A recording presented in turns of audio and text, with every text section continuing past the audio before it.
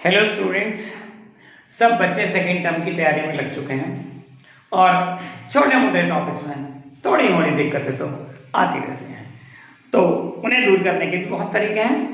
पढ़ो और समझो और तो फिर वो हो गया, और समझ लिया तो रटने की जरूरत नहीं है, हो गया।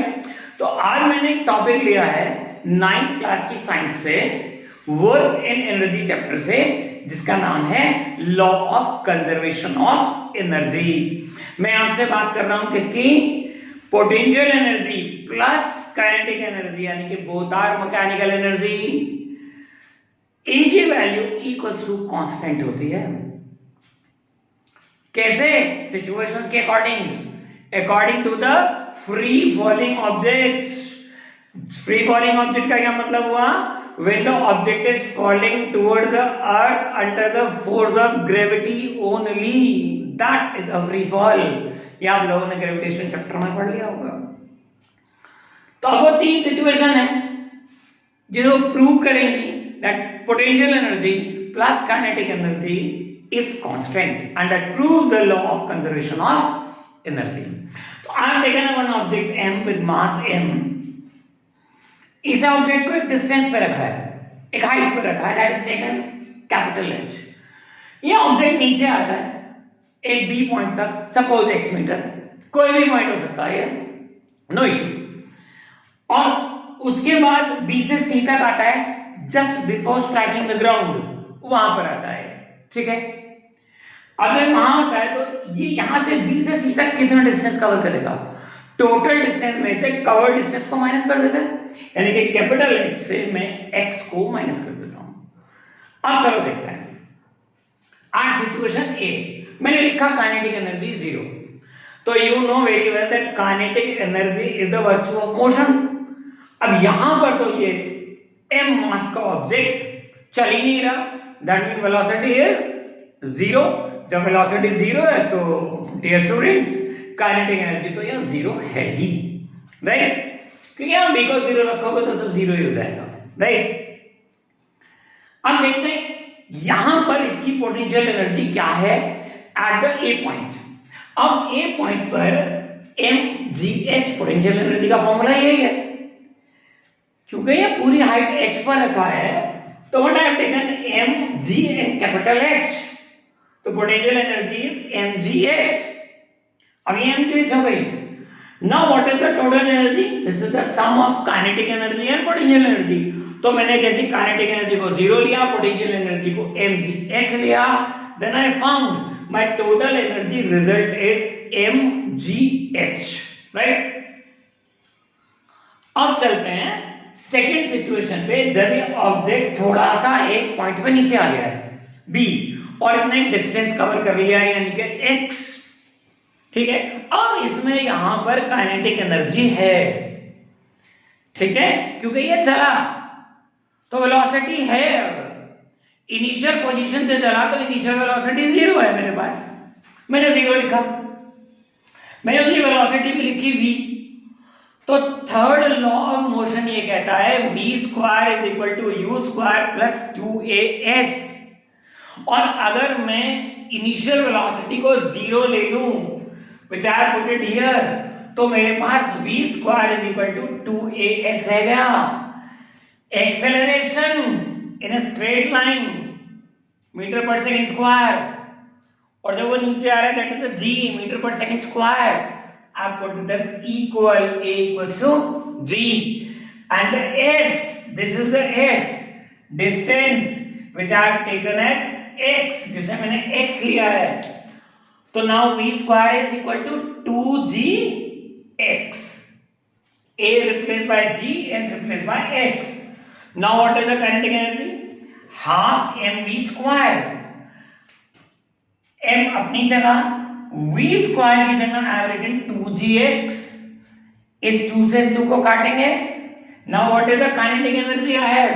I have kinetic energy mgx, ठीक है। अब बात करते हैं यहां पर पोटेंशियल एनर्जी क्या, क्योंकि वो उस जगह पर है, उस जगह से नीचे आएगा वो, तो वहां पर उसकी पोटेंशियल एनर्जी होनी चाहिए।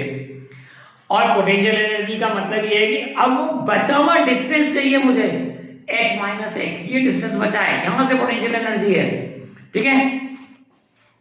तो पोटेंशियल एनर्जी इज mgh, मैंने h की जगह क्या लिखा है, जो डिस्टेंस अभी बच गया है, that is h minus x। तो mg multiplying by capital H becomes mgh and mg multiplying by x becomes mgx. Now this is the potential energy at B point, ठीक है। जोड़ देते हैं दोनों को, total energy is equal to potential energy plus kinetic energy. Potential energy मेरे पास mgh minus mgx थी, डन। काइनेटिक एनर्जी मैंने mgx निकाली थी, दोनों को मैंने ऐड कर दिया। Now this is positive mgx and this is negative mgx, दोनों को काट दो, they have been cancelled now. अब क्या बच गया मेरे पास, mgh, that means total energy conserved is still now mgh at B point. अब चलिए C पॉइंट की बात करते हैं। मैंने एक बात लिखी है अगर, क्या, just above the surface about to strike, यहां पर पोटेंशियल एनर्जी, भाई वो वहां आके रुक जाएगा, पोटेंशियल एनर्जी इज 0, यस, पर पोटेंशियल एनर्जी अब नहीं रही, पूरा नीचे आ गया वो, potential energy is now 0।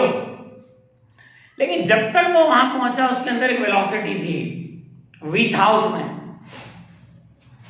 Initial velocity जहां से वो चला था u0, और a इक्वल टू g आपको पता है, a इक्वल टू g, और अब उसने पूरा डिस्टेंस कवर कर लिया, तो s is equal to capital H, तो मैंने s equal to capital H लिखा, a इक्वल टू g लिखा, u इक्वल टू 0।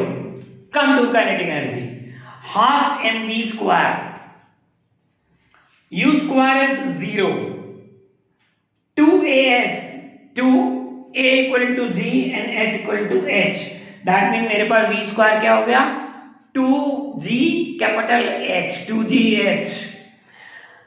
नाउ अब मैंने m को यही रखा, v स्क्वायर की जगह 2gh रखा, 2 कैंसिल्ड बाय 2, ये कैंसिल हो गया। Now kinetic energy is mgh। एक बार फिर जोड़ देता है, and you will have your answer. Total energy equals to potential energy plus kinetic energy. Potential energy was what? At that point, C point, 0. And the kinetic energy is now mgh. और दोनों जोड़ के मेरे पास answer क्या है, mgh. That means on all 3 stages, 3 situations, I got the answer, law of conservation of energy, in which every time at A point it was mgh, and B point it was mgh, and at C point it was again mgh, right? तो मुझे लगता है कि आप लोगों को ये topic अब क्लियर हो गया होगा। If you have any question तो कमेंट्स में मुझे जरूर बताइएगा, and if you like the content तो लाइक, शेयर और सब्सक्राइब करना बिल्कुल ना भूलें। JK Arora, running a IPL Institute. Thank you very much.